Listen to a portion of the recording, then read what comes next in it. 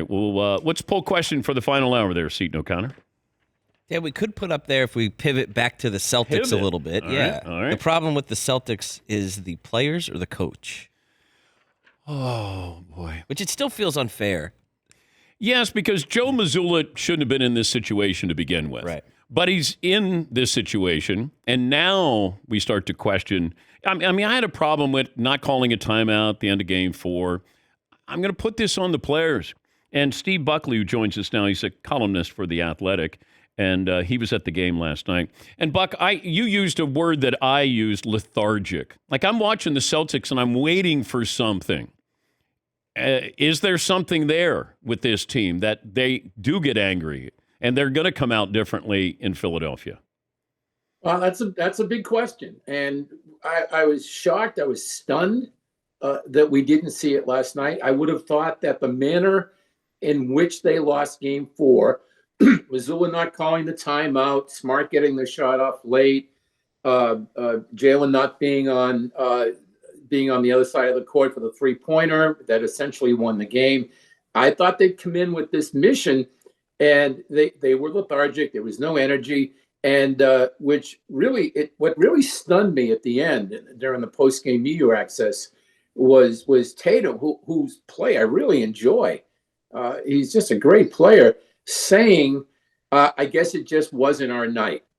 And I wished I'd put it in the column. I put the quote in there. I wished I put at the very end, I can't imagine Kevin Garnett saying that after a playoff loss. That's how high stakes that team was versus what we've been seeing from the Celtics in the postseason. What's missing? Veteran leadership. I know Al Horford did God's work the other day, trying to see the sunny side of what happened in Game 4, and he said it with such statesmanship that I believed him that he was going to see this thing, and the Celtics were going to learn from it and so forth, and that didn't happen. And I heard what you said about Missoula. Yes, he was put in a tough spot.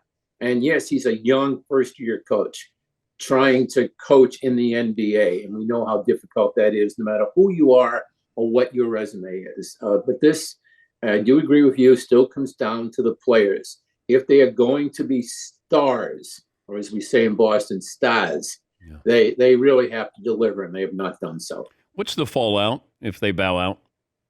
That's a great question, because you don't want to mix sports, but the Bruins and Celtics both went into the postseason looked upon as teams that were going to win championships. A local insurance company put out caps and they had a Celtics logo and a Bruins logo, and they were given free to all the fans going into both teams' games in the playoffs. And just yesterday, Montgomery and the Bruins held a press conference to admit all the things that he did wrong during the postseason. And then we've got the Celtics last night. If it was just the Bruins, we'd forget all about it. If it was just the Celtics, we'd forget all about it. But if they both lose in the early rounds, it's going to be remembered. Here's your fallout. It's going to be remembered as the year that both the Bruins and the Celtics spit the bit. Does Jalen Brown want to stay there? I don't know. You get into that whole Mookie Betts thing where did he want to stay? Did he not want to stay? And we couldn't re-sign him, so we had to trade him. And that'll be until Mookie writes his book, One of Life's Mysteries. And I would say the same thing with Jalen. Joe Missoula, is he going to stay as the head coach? I would say yes, because it would be embarrassing for the organization. They put him in as the interim coach, and they were so wildly impressed with the job that he was doing that at a certain juncture during the season, they took a pen and scratched out interim and said, "You are our coach." Yeah. For them to remove him from that perch now would be from its management saying, "Oh, we screwed up. We shouldn't have done that so soon." So maybe they step up and do that, but I doubt it. Yeah, maybe he learns from this. Yeah, I wondered about it. I don't know if anybody brought up him being outcoached during the regular season, but now all of a sudden it's being brought up because he didn't call a timeout or whatever kind of matchups, the Sixers and Harden and, all of those things. But It just feels like there's a little bit more of a groundswell, or at least it's a topic bar about him and the inexperience and being out coached in this series. Any of that, is there validity to that? The timeout thing was a running thing during the season. Him not calling timeouts. That's not new. That was people who cover the Celtics on a day-to-day basis and who will know a lot more about the X's and O's than I do. I do a great job reading about it, and on more than one occasion, there were concerns about when and how and if and why he called timeouts. That it's being magnified now is because A, it's the playoffs, and B, that particular non-timeout happened to be at a crucial juncture of a playoff game that they lost. So obviously that's going to explode into prominence. Where I don't see an issue, and this is going to get a lot of talk, is that he's too young, he can't coach them up.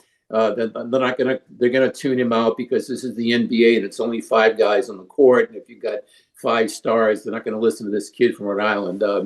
That may come out later on, but that was not a concern that I had during the season. I thought that he comes across as very intense and very nerdy on the metrics side of things. Yeah. And he just seems to me like a 21st century NBA coach. Steve, good to talk to you. Thanks for joining us. It's a pleasure. Take care. That's Steve Buckley, columnist for The Athletic at the Sixers-Celtics game last night.